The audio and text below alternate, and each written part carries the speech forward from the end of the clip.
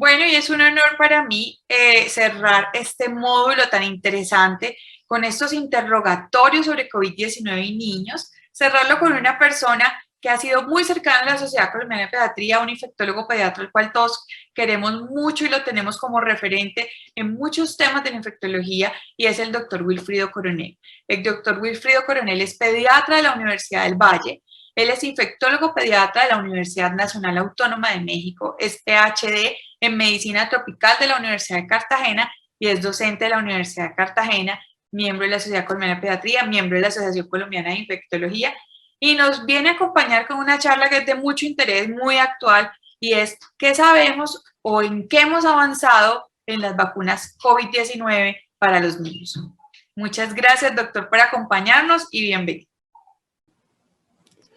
Muy buenos días a todos, porque todavía es buenos días. Agradecerle a la Sociedad Colombiana de Pediatría por la invitación a compartir con ustedes estos temas de actualidad, y a Claudia igualmente por la presentación. El tema que vamos a tratar es sobre vacunas contra COVID-19 en pediatría. ¿En qué vamos en estos momentos? Como todos sabemos, esta patología de COVID-19 es una enfermedad o patología que es heterogénea. Eso quiere decir que dentro de una población general hay una población que puede estar completamente asintomática, otros pueden estar en una forma con síntomas leves, otros pueden tener una enfermedad mucho más severa y realmente o desgraciadamente algunos van a morir. Entonces esta es una patología heterogénea en esta presentación. Al inicio de la pandemia, lo que conocíamos era que los pacientes o las personas mayores de 65 años eran los que tenían un comportamiento más severo de la enfermedad y un mayor riesgo de morir. Y que además de eso, de tener más de 65 años, tener una comorbilidad igualmente aumentaba el riesgo. ¿Cuáles comorbilidades? Diabetes, obesidad, hipertensión, enfermedad coronaria o cerebrovascular. Sin embargo, en pediatría, conocíamos muy poco al inicio de la pandemia. A medida que hemos venido avanzando en esta pandemia, hemos conocido un poco más sobre el comportamiento de ella en pediatría. Sin embargo, en forma general, al inicio de la pandemia, se mostraban o se publicaban datos en pediatría en los cuales realmente la sintomatología era muy leve. Algunos eran completamente asintomáticos, entre un 20 y un 30%, otras publicaciones entre el 35% completamente asintomáticos. Y los que presentaban síntomas eran síntomas muy leves. Algunos tenían fiebre, otros no, otros tenían un poquito de rinorrea o tos, pero en general era un comportamiento benigno. Y miren que en estas publicaciones iniciales, ninguno llegaba a hospitalización o a unidades de cuidado intensivo o a tener una complicación más severa o muerte. Sin embargo, a medida que se iba transcurriendo la pandemia y que se iba a ver mayor afectación de la población, ya se empezó a publicar que los pacientes pediátricos con alguna comorbilidad, por ejemplo, como en esta publicación, tener un compromiso renal o tener una inmunosupresión como leucemia, ya tenían un comportamiento diferente a los anteriores. Requerían ventilación mecánica, hospitalización y de pronto había más mortalidad. Y fue así como ya con una mayor cantidad de casos, como en esta publicación se menciona, casi si estos pacientes pediátricos tenían el 23% de una condición de base, como enfermedad pulmonar obstructiva crónica o enfermedad cardiovascular o una inmunosupresión, tenían un comportamiento un poco más severo que el resto de la población. Y se empezó a conocer que la población menor de un año era la población que más se afectaba desde el punto de vista de mayor hospitalización y mayor riesgo de entrar a la UCI y de muerte. Se empezó también a determinar que la mortalidad en pediatría estaba asociada más o menos al 0.08% o menos del 1% en algunas publicaciones. Conocimos mucho más de esto y había asociación con Kawasaki o había otras patologías muy semejantes a Kawasaki y COVID. Empezamos a tener esto que sí nos alarmó un poco, más o menos a mediados ya de la pandemia, en diciembre a noviembre del año pasado, en el cual se describió el síndrome de hiperinflamación o multisistémico en pediatría y en adolescentes, en el cual estaba asociado toda esta tormenta de citoquinas con un comportamiento de mayor afectación a nivel cardíaco y mayor complicaciones, hospitalizaciones y probablemente de mortalidad. Y fue así como empezamos a ver que esta patología también afectaba a la parte pediátrica, pero que tenía un comportamiento un poco más leve o moderado, pero que algunos pacientes podían tener ese síndrome que es el MISCA o el síndrome hiperinflamatorio multisistémico con algunas complicaciones cardíacas e igualmente a nivel de otro órgano. Y salían publicaciones en las cuales ya se determinaba cuál era la prevalencia o la incidencia de este MISCA en la población pediátrica. Pero miren que la población pediátrica o los adolescentes desde el inicio de la pandemia hasta hace unos cuantos meses se han reportado casos más o menos entre 1.5 a 2 millones de casos en general, y a mayo de 2021 la tasa de hospitalización de COVID en adolescentes entre 12 a 17 años está alrededor del 51 por 100.000. El CDC de Atlanta en mayo también de este año publica que aproximadamente 3.740 casos de MISCA o de síndrome hiperinflamatorio multisistémico a nivel pediátrico han sido reportados, y que este 21.5% de este síndrome está en la población de adolescentes entre 12 a 17 años. Sin embargo, hay otras publicaciones en la vida real, por ejemplo, como en Israel, en donde se miró toda la parte pediátrica, su afectación, y realmente la afectación a nivel pediátrico en forma general es muy leve o a moderada, y que el MISCA o el síndrome de hiperinflamatorio multisistémico realmente es muy bajo en esta población. Entonces, hay diferentes reportes en los cuales todos coordinan en que la parte pediátrica se ve afectada un poco menos que los adultos, y que la mayor cantidad de pacientes afectados tienen una manifestación leve a moderada, y que muy poco porcentaje pueden hacer un síndrome hiperinflamatorio multisistémico, y que en realidad la mortalidad es baja. Sin embargo, la población pediátrica fue un poco más afectada por otros aspectos como el ausentismo laboral, el distanciamiento físico, la parte de aparición de trastornos igualmente del comportamiento depresivo, en cual eso también conllevó a que se mirara desde ese punto de vista a la población pediátrica. Ese afán de volver a la escuela, ese afán de nuevamente tener la relación con la familia o de viajar, eso también hizo parte de que volviéramos a mirar cómo podíamos hacer para poder tener un mejor éxito en la parte de la población pediátrica y menos afectación por esta patología.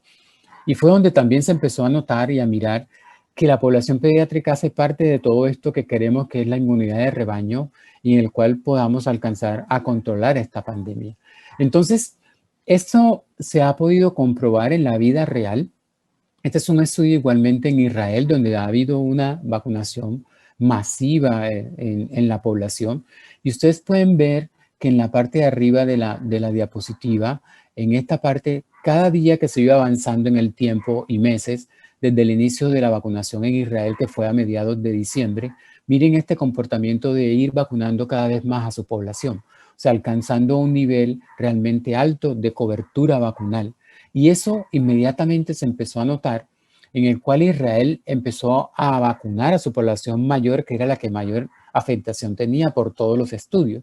Sin embargo, se empezó a notar en la parte adolescente y pediátrica que posterior a eso hubo un aumento de los casos, o no de pronto tanto un aumento, sino como el impacto era en la población mayor, el descenso de los casos en la población mayor, entonces la población adolescente empezó a predominar. Y eso se vio con el aumento de los casos en la población adolescente y pediátrica, pero que posteriormente el impacto de la vacunación masiva ya tuvo como resultado un descenso en esta población pediátrica de casos de COVID.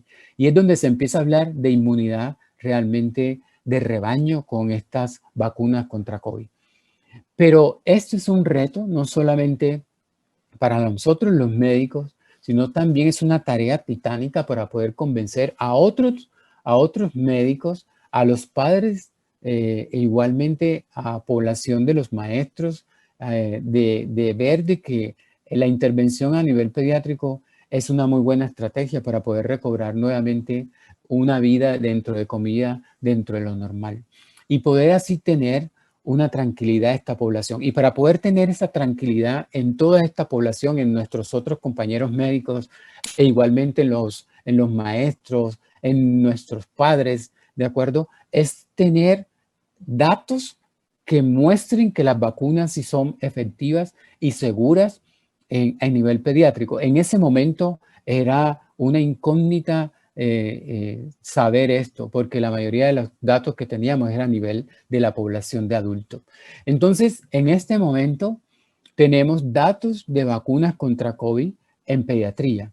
Tenemos datos en población adolescente mayor de 16 años y también tenemos datos en la población de 12 a 15 años, aunque muy reciente acaba de salir el dato de otra vacuna en la población de 3 años hasta los 17 años que les voy a mostrar, que es la vacuna de Pfizer, en el cual este es de los datos también de Israel, pero que Israel también empezó a vacunar a partir de los 16 años en adelante. Sin embargo, los datos iniciales de esta vacunación en esta gran población, casi más de 40,000 participantes en ella, para mirar la eficacia de esta vacuna, incluyó pacientes mayores de 16 años en la eficacia, en los estudios de eficacia. Y miren, en esta población de 16 años, ¿cuál fue la eficacia vacunal? Fue más o menos 7 días después de la segunda dosis, casi un 94,8%. Y después de la primera dosis, casi un 82%. Entonces, por eso la indicación de la vacunación en esta población a partir de los 16 años de edad.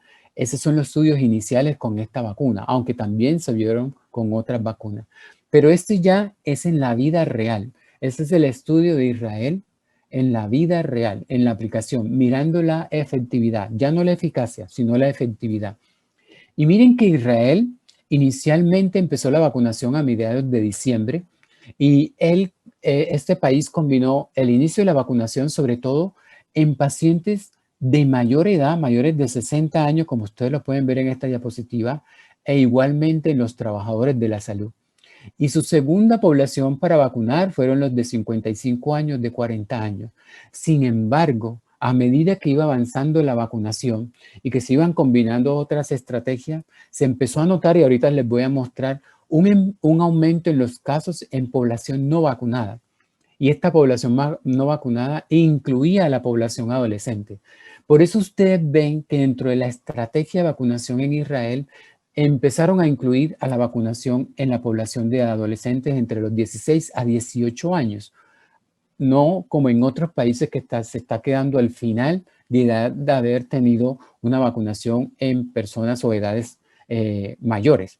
Entonces, esta estrategia se miró en el tiempo porque empezaron a aumentar los casos a nivel de los adolescentes. Y miren cuál es la efectividad de esta vacuna, 2 dosis de esta vacuna en la población adolescente. Solamente les voy a marcar aquí la población adolescente mayor de 16 años, porque ustedes pueden ver que hay de 40, 44 años en adelante, mayor de 64, 65 años en adelante. Pero como estamos hablando de la población pediátrica, miramos cómo cambia la tasa de incidencia en el momento en que se empezó a vacunar a los adolescentes. Miren que la tasa de incidencia en adolescentes no vacunados, miren que era del 95% para infección. Y miren, después de vacunar, ¿cuánto cae la tasa de incidencia para infección? En 1,7 por 100,000. Y así lo pueden ver ustedes en las diferentes formas de esta presentación de esta patología. Miremos, por ejemplo, en hospitalización. En hospitalización en adolescente, sabemos que la hospitalización es baja, pero en hospitalización en adolescentes no vacunados, en Israel estaba en el 2,3 por 100,000. Después de empezar la vacunación era 0%. Y miren en mortalidad. Acuérdense que la mortalidad en pediatría es baja la mortalidad. Pero miren antes de vacunar a la población de 16 años en adelante, era de 0,04 la mortalidad. Y miren cuánto es después de vacunar. 0%, 0 por 100,000. O sea que la efectividad de esta vacuna es realmente alta. Y mírenla, la efectividad de la vacuna en la población adolescente estaba alrededor del 97% al 100% de efectividad en esta población. Entonces, vacunar en forma masiva a los pacientes mayores de 16 años es una muy buena estrategia, como lo está mostrando la vida real. Y se equipara muy bien con la eficacia que estaba alrededor del 94.5%. Sin embargo, como todos conocemos, esas plataformas vacunales nuevas, acuérdense que han sido estas vacunas contra COVID realizadas o hechas en un tiempo más corto. No quiere decir que se esté sacrificando seguridad en las vacunas, sino que por su mismo sistema de plataformas se pueden obtener vacunas en un tiempo más corto, pero con una cantidad de población adecuada. Pero como se tiene en tiempo más corto, no tenemos el tiempo suficiente para poder mirar todos los eventos adversos que pueden haber de estas vacunas. Por eso necesitamos seguir en la vigilancia. Y eso es lo que se miró o se está mirando actualmente. Y eso era, como les decía anteriormente, en que Israel empezó a vacunar. Miren que la franja o la columna naranja era antes de la vacunación y era en esta población objetivo de 60 años en adelante. Y la barra azul es después de iniciar la vacunación. Miren el descenso en los casos después de iniciar la vacunación. Pero esto se observó mucho más en la población donde se empezó la vacunación masiva. Pero ellos inmediatamente empezaron a ver el aumento de los casos en la población no vacunada. Por eso la estrategia de incluir a la población mayor de 16 años en adelante. Pero igual, a medida que va avanzando la vacunación con más de 100 millones de dosis ya colocadas, van a aparecer algunos eventos adversos que no se vieron en la parte de los estudios de eficacia. Y ese es uno de los datos que muestra Israel en la población adolescente, sobre todo en la adolescente de 16 a 17 años. Acuérdense que ellos empezaron a vacunar a partir de los 16 años.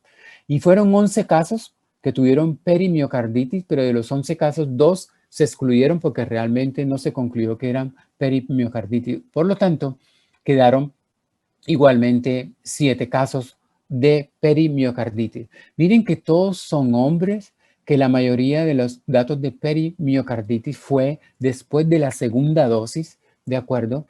Todos tuvieron dolor precordial, y igualmente aumento de troponinas y BNP, o sea, aumentado. Esos eran los datos desde el punto de vista de compromiso miocárdico. A nivel del electrocardiograma, algunos datos de evidencia de compromiso de elevación del ST en alguno en una forma leve o moderada, con alguna depresión en algunos segmentos igualmente del ecocardiograma. Pero miren que muchos necesitaron hospitalización, casi todos necesitaron hospitalización, pero no fue una hospitalización prolongada. No hubo mortalidad y el egreso de todos los pacientes fue en una forma normal. Entonces, este es uno de los datos que se puede presentar en los adolescentes. Igualmente puede estar simulando también al MISCA, que también tiene un compromiso miocárdico. Pero ese dato, y como muchos otros más que ustedes conocen, pueden ir apareciendo a medida que se va sumando más número en la vacunación. Pero igual, esto no es la contraindicación para vacunar en la adolescente. Es mucho más el beneficio de la vacunación en la población que realmente estos eventos adversos. Imagínense, más de 100 millones de dosis colocadas y apenas 7 casos publicados. Entonces, eso es muy poco, pero nuevamente no se puede desmeritar, sino que hay que seguir en la vigilancia. Y ese es el estudio ya en adolescentes mucho menores. Es el estudio de eficacia de la misma vacuna BNT162b2, que es la vacuna de Pfizer, en adolescentes de 12 a 15 años. Y este fue un estudio comparando a los adolescentes de 12 a 15 años contra los de 16 a 25 años. La mayoría de la población fue población de Estados Unidos, casi todo, pero había población diversa. Habían hispanos, habían latinos también, ¿de acuerdo? Y habían otro tipo de población, pero toda la población que estuvo en este estudio era del continente, del país americano. Entonces, miren que el criterio era tener una prueba para COVID negativa. Sin embargo, al momento de colocarle la dosis de vacuna, que también son 2 dosis de vacuna, enseguida que les toman muestra, algunos tuvieron datos positivos de COVID en el momento de la vacunación. ¿Y cuál era el objetivo principal para mirar la eficacia, además de la eficacia en esta población de 12 a 15 años? Eran los eventos adversos, ¿de acuerdo? La seguridad de esta vacuna en esta población. Y ustedes pueden ver aquí eventos locales después de la primera dosis y después de la segunda dosis. Los eventos locales son enrojecimiento o edema o dolor. Y miren que hay muchos más datos para dolor en el sitio de la infección, pero son igualmente categoría 1 o 2 o máximo 3. Ninguno tuvo categoría 4, de acuerdo, para abandono de la vacunación, sino 1 la mayoría o 2 la mayoría, como ustedes lo pueden ver aquí, leve a moderada. Leve es el verde y moderada es el azul. Y mucho más dado en la segunda dosis que en la primera dosis en la población que ahorita vamos a mirar. Miren que es mucho más en la población de 16 a 25 años, ¿de acuerdo? Que en la población adolescente de 2 a 15 años en algunos de los eventos adversos locales.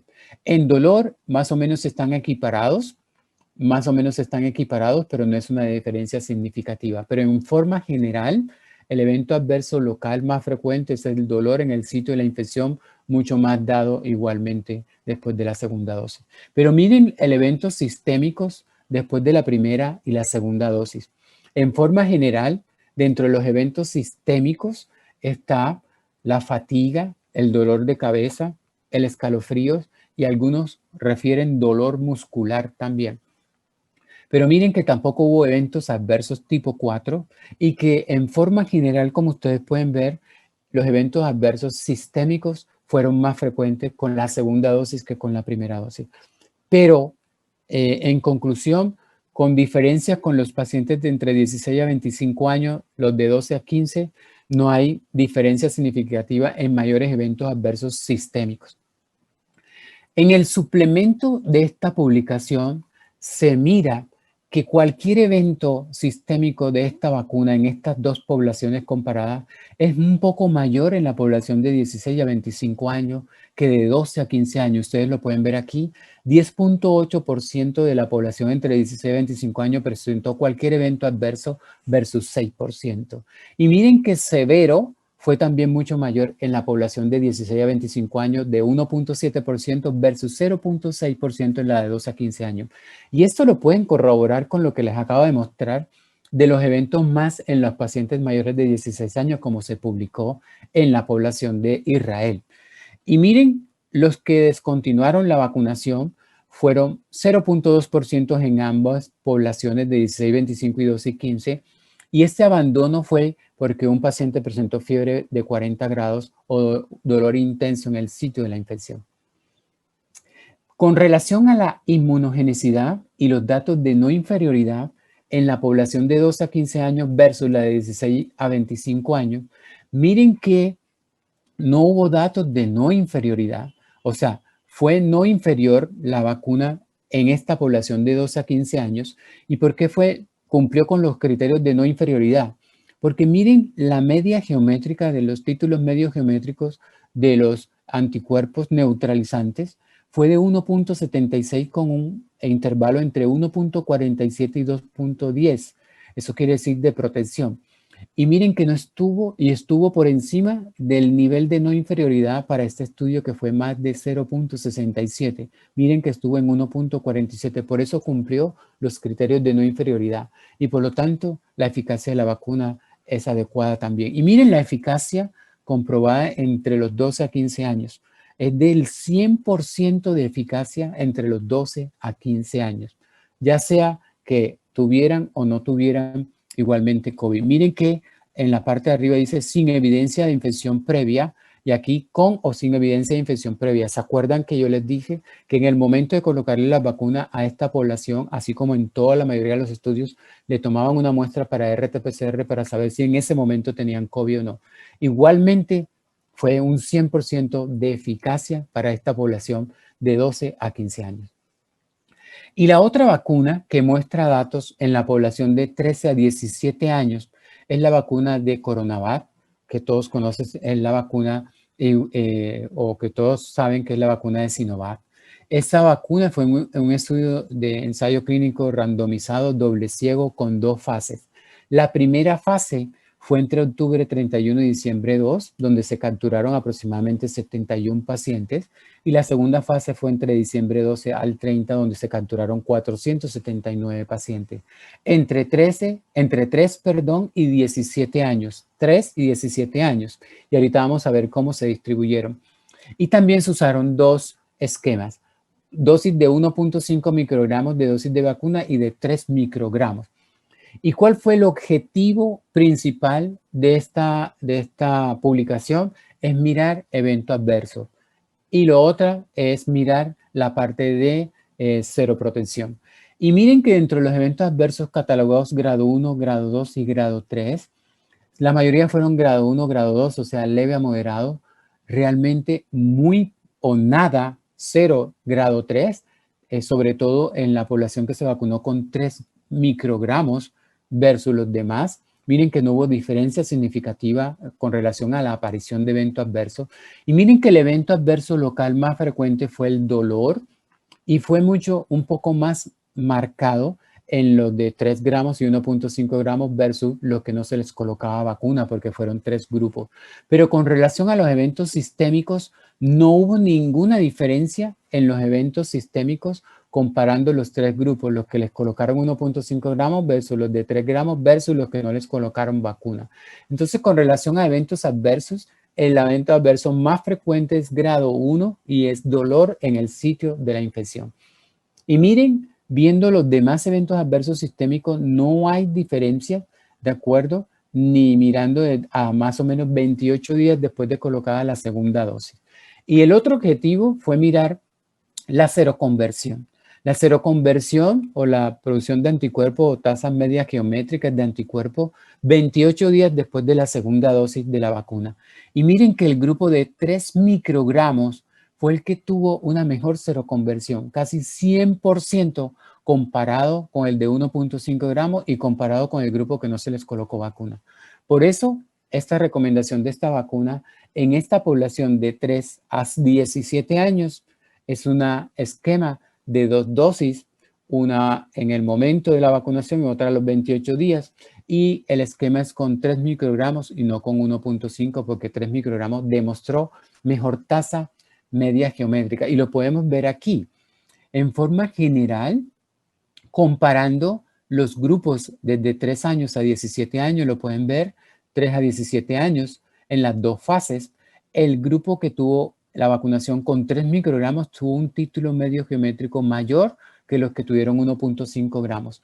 Y en la población de 3 a 17 años se subdividió entre los de 3 a 5 años, los de 6 a 11 años y los de 2 a 17.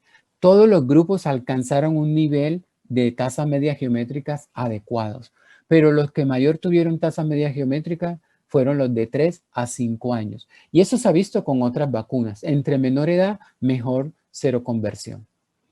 Entonces, en ese momento, ya sea por la FDA, por la ACIP, por la Academia Americana de Pediatría, ustedes pueden encontrar que ya hay recomendación. Miren lo que esto es una recomendación.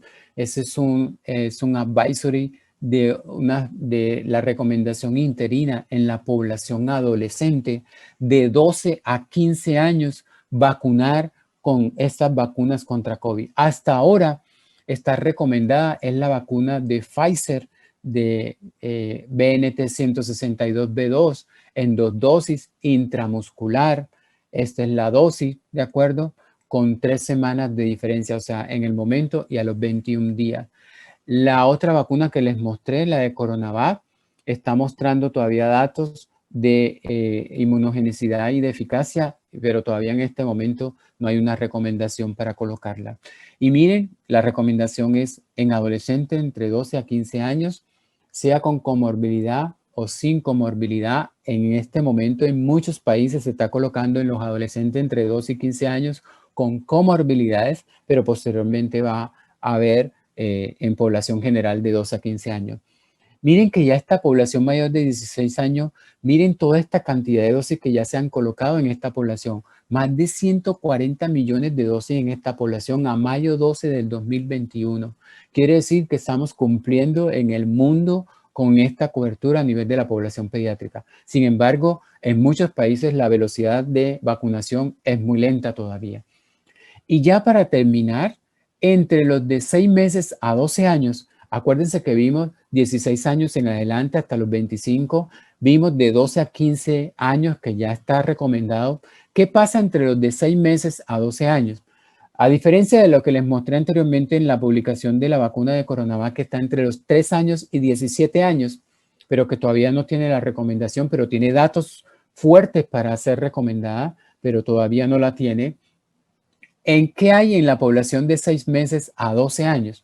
Esto es apenas los ensayos clínicos que se están corriendo. Todavía no tenemos datos. Los vamos a tener a marzo 4 de 2022 o de pronto un poco antes, una posibilidad, ¿de acuerdo? O de pronto un poco después, dependiendo cómo se vaya comportando este ensayo clínico. Pero ya este ensayo clínico de la población de entre 6 meses a 12 años ya está corriendo.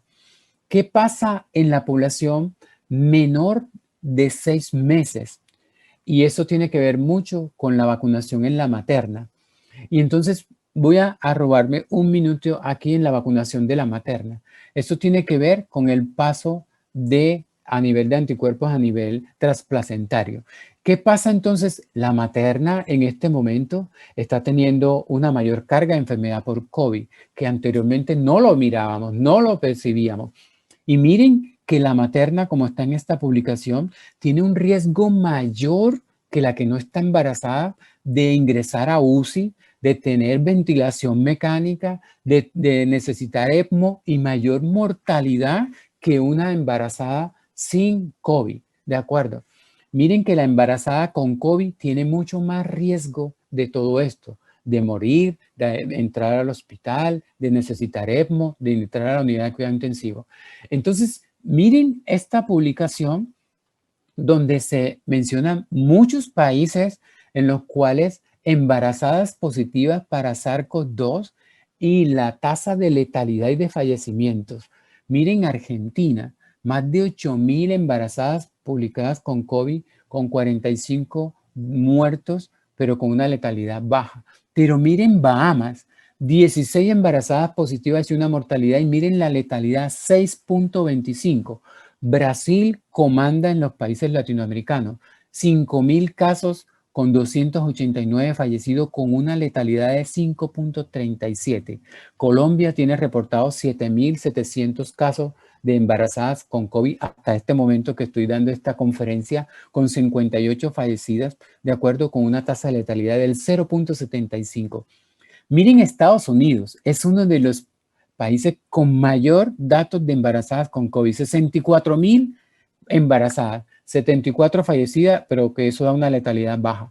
Pero miren Haití, 5.26 de letalidad. Miren República Dominicana, 5.8 de letalidad.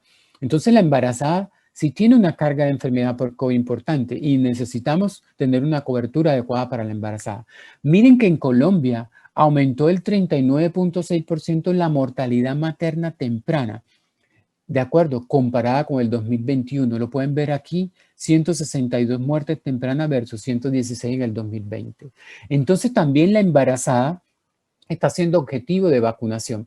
Hay datos de inmunogenicidad en la embarazada para ver cuánto es el paso de la embarazada al bebé, al recién nacido hasta los 6 meses y también en la leche materna. Este dato es solamente de inmunogenicidad y hay datos en los cuales sí se está mostrando, como lo pueden ver aquí en la parte derecha, de que la embarazada sí tiene datos de paso a nivel transplacentario y de datos de buen dato de respuesta de anticuerpos neutralizantes y contra el sitio de unión del receptor del SARS-CoV-2. O sea que sí tiene unos buenos datos de inmunogenicidad y de producción de anticuerpos la embarazada. Pero ahora también necesitamos saber si estos datos de inmunogenicidad o de títulos de anticuerpos también pasan a la leche materna. Entonces ustedes pueden ver que las embarazadas vacunadas versus las no vacunadas tienen un título de anticuerpos neutralizantes mayor que las no vacunadas, ¿de acuerdo? Pero también se ha visto en la lactancia, en la leche materna. Entonces ya hay datos de inmunogenicidad, sin embargo todavía el mayor estudio, que es este estudio de más de 4.000 embarazadas mayores de 18 años, y para mirar el título de anticuerpos en los recién nacidos hasta los 6 meses, todavía está corriendo. Todavía no tenemos esos datos en las embarazadas. Todavía no tenemos los datos en los menores de 6 meses.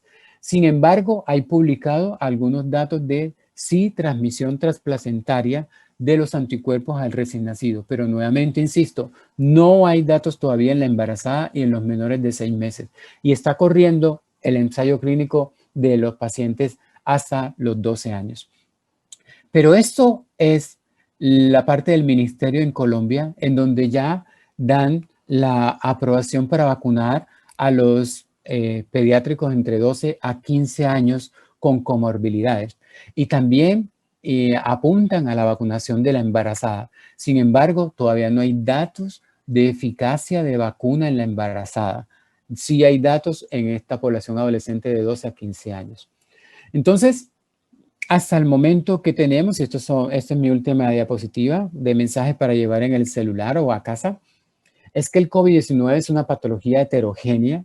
En la población pediátrica las manifestaciones son leves a moderadas. Hay un comportamiento de mayor severidad que ustedes conocen, que se da y se presenta más en los menores de 1 año, pero también igualmente los pacientes con comorbilidades tienen un comportamiento un poco más severo. La vacunación es fundamental en esta población. Los estudios de eficacia y efectividad en mayores de 16 años ya están, ya se los mostré y por lo tanto esta población tiene recomendación de vacunación. Actualmente hay datos de eficacia y de seguridad en la población de 12 a 15 años y otros datos de entre 3 años y 17 años. Y ya está la recomendación para vacunar a la población de 12 a 15 años. En Colombia, por el momento, a las de 12 a 15 años con comorbilidades, pero en otros países incluyendo comorbilidades sin comorbilidades. Y necesitamos los datos en los menores de 12 años, en los datos en los recién nacidos hasta los 6 meses y los datos de las embarazadas, que todavía no están publicados hasta la fecha de la grabación de esta charla. Y nuevamente, necesitamos seguir vigilando los eventos adversos de estas vacunas, que van a aparecer sí, pero que no van a ser desde el punto de vista de obstáculo para seguir la práctica de vacunación, que es con que vamos a contrarrestar esta pandemia. Muchísimas gracias y bueno, espero las preguntas.